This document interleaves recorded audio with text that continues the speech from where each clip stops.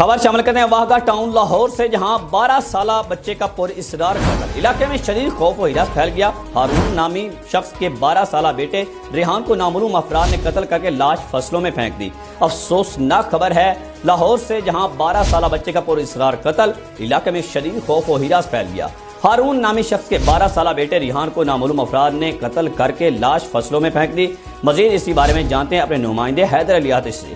جی آتش، کیا معلومات ہیں آپ کے پاس؟ جی بالکل، واقعہ میں یہ ناخوشگوار واقعہ پیش آیا ہے۔ ہارون نامی شخص کا بیٹا ریحان کل شام سے لاپتہ تھا۔ لواحقین کی جانب سے تلاش جاری تھی۔ آج صبح علاقہ میں شدید خوف و ہراس پیدا ہو گیا جب پتہ چلا کہ مقتول ریحان کی لاش چری کے کھیتوں میں پڑی ہے۔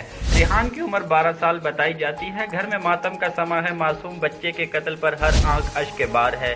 اطلاع ملتے ہی مقامی پولیس کے علاوہ ایس پی لاہور فرقان کا جائے وقوع کا دورہ، ضروری کارروائی کے بعد لاش کو پوسٹ مارٹم کے لیے میو ہاسپٹل منتقل کر دیا۔